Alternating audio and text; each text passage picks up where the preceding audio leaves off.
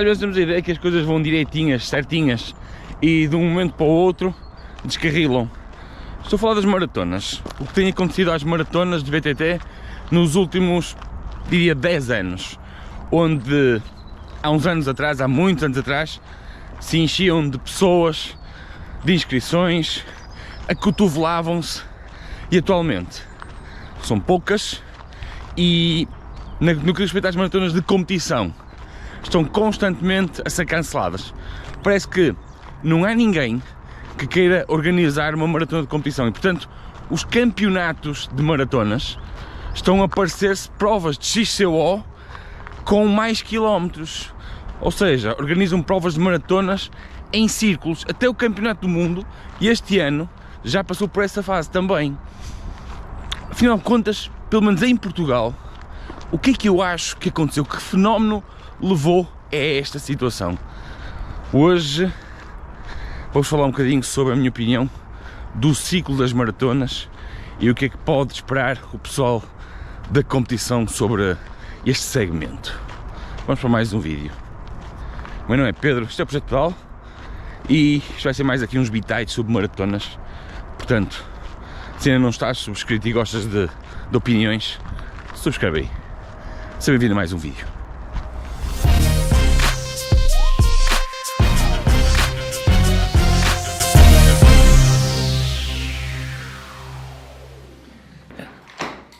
Nos últimos anos nós assistimos a um verdadeiro hecatombe de maratonas, umas atrás das outras, a serem canceladas. Mas não são todas as maratonas, são as maratonas de competição. Há uns tempos atrás, em conversas com um amigo, ele dividia isto em duas situações. Ou seja, ele arranjava uma outra linha de raciocínio. E eu vou começar por explicar a linha de raciocínio dele, que supostamente justifica a perda de interesse pelos praticantes nas maratonas. Há muitos anos atrás nós tínhamos maratonas épicas com 5.000 inscritos, como era, por exemplo, a Maratona de Porto Alegre, que foi, eu acho que, o expoente máximo das maratonas em Portugal. Vocês já imaginaram 5.000 inscritos numa maratona de BTT? Há pessoal que me diz assim: Pedro, tiveram 3.000 gajos no Gran Fundo, não sei das quantas. Tanta gente, já viste o que a estrada consegue reunir?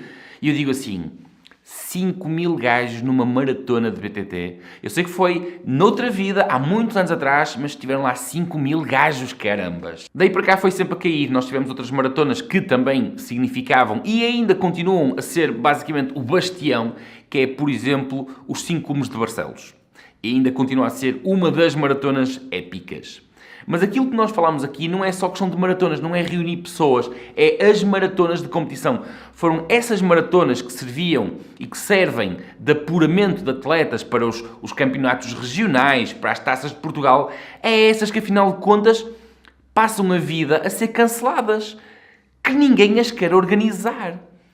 Então vamos voltar à teoria do meu colega. Ele diz: Pedro, há muitos anos atrás, basicamente só havia as maratonas e havia poucas. E as pessoas que queriam praticar BTT iam às maratonas. Acontece é que começaram-se a multiplicar maratonas como cogumelos.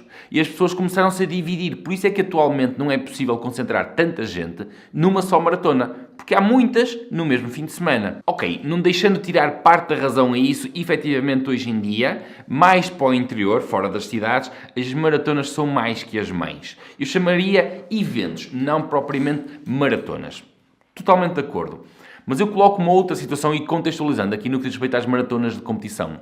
Porque, afinal de contas, se nós formos analisar bem os Epic GPS, NGPS e as maratonas que não estão conotadas com competição, apenas diversão para amigos, nós continuamos a perceber que elas continuam a reunir um considerável número de praticantes e a aumentar esse número de ano para ano.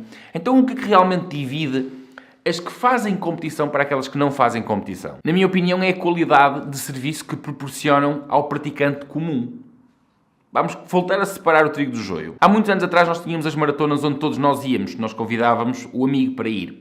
E as maratonas eram acessíveis ao comum dos praticantes. Mas, de um momento para o outro, não sei porquê, parece que os organizadores começaram a competir entre si próprios, a ver quem é que fazia a maratona mais dura, mais violenta. Acontece é que, vamos imaginar, eu tinha ido a uma maratona e tinha-me divertido, tinha comido bem, e no ano seguinte ia levar lá um grupo de amigos que tinham começado a praticar a BTT há relativamente pouco tempo.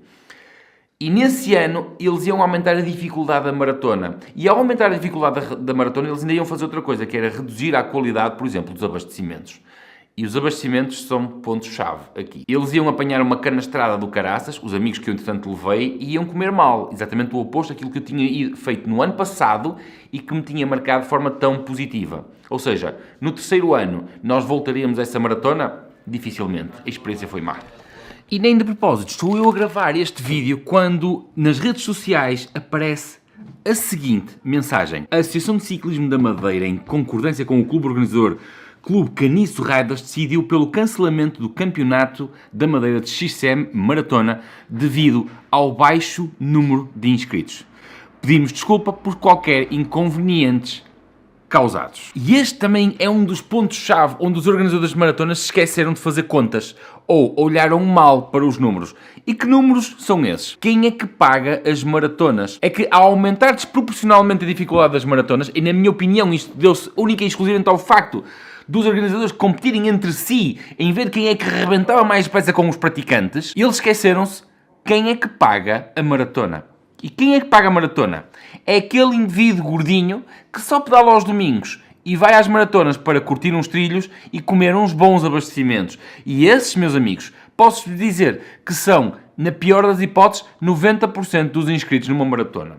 O resto, o pessoal da competição, está lá para competir, única e exclusivamente para competir. Não para nos abastecimentos, não vê as paisagens, não liga puto aos trilhos, querem arrancar paralelo. Esses são 10%. Só que na ânsia de agradarem exclusivamente esses 10%, esqueceram os 90%. Não me venham falar que não existem praticantes de BTT. Ou seja, eu no fundo deito por terra a teoria do meu amigo que dizia que eles dispersaram, há menos dispersaram, não são suficientes para fazer maratonas. Ainda hoje, por exemplo, me falavam da Rota da Castanha e do Castanheiro em Sernancelho e diziam-me: Pedro, tens que lá ir, aquilo é um mar de gente. E eu perguntava: mas há competição? Epá, francamente, se há, não reparei. Há um mar de gente, é divertido e servem muito bem o pessoal. E é este o espírito que antigamente cativava as pessoas para as maratonas e que atualmente as afastou delas. Vocês vejam qualquer prova ao sábado desses Epic GPS, NGPS ou estas Rotas da Castanha, Rota do Porco Preto, Rota do sei lá o quê. Aquelas rotas onde as organizações se preocupam em servir bem o praticante que vai lá, o praticante que paga, o gordinho, que só anda ao domingo, o gajo que vai lá para se divertir e que não quer saber do cronómetro para nada. A somar a isto tudo, das poucas maratonas que vão havendo, o pessoal põe-se a fazer voltinhas. E este pessoal que paga para ir curtir os trilhos não quer fazer voltinhas. Porque este pessoal não quer saber do XCO. Vocês têm que perceber que uma maratona não é lucrativa com 100 pessoas para fazer competição. Porque há muitas maratonas, há muitos raids que 100 pessoas precisam eles só para a organização. Portanto, as maratonas só podem acontecer se houver efetivamente muita gente para participar que justifique outros tantos por trás da organização. A somar a isto tudo, só para deitar mais um bocadinho de lenha na fogueira, existe uma outra coisa que muitas vezes passa ao lado de muita gente. É que, por exemplo, quando eu organizo uma maratona para competir, e reparem, a competição antigamente era extremamente disputada porque havia muitas maratonas. E como havia muitas maratonas com muitos participantes a querer entrar, o facto dela ser competição ou não aumentava o prestígio da maratona. Hoje em dia, como existem poucas, o ser competição ou não só dá cabo dos cofres da organização. Isto para que uma maratona possa ser de competição, tem que meter o caminhão da organização, tem que meter comissários e tudo isto se paga. E seja 300, 400, 500 ou 600 euros, o que as organizações atualmente pensam é que, em vez de estarem a pagar 600 euros para que ela seja competição e chamar lá, 50 pessoas, 100 pessoas no máximo para competir, com esse dinheiro eles põem 3 porcos nos espetos e o gordinho, que só pedala ao domingo, vai e ainda leva 20 amigos E eu vou junto. Portanto, eu francamente não concordo que a questão das maratonas tenha sido uma questão geracional. O pessoal cansou-se de competir. Não. Eu acho que o pessoal cansou-se de ser mal servido porque começou-se a olhar demasiado para a competição e pouco para quem realmente paga as maratonas. Cansou-se de levar no canastro porque uma maratona não tem que ser obrigatoriamente para arrebentar com as pernas de toda a gente, porque a dureza vai depois do ritmo que cada um põe. Tu podes ter uma maratona com 1500 acumulado, que se eu a fizer a 30 km/h vai ser duro para mim. Se eu fizer a 10, porque é isso que eu posso, eu vou terminar. Mas se os abastecimentos forem bons, eu se calhar vou demorar 6 horas a fazer aquilo. Mas no ano seguinte eu volto.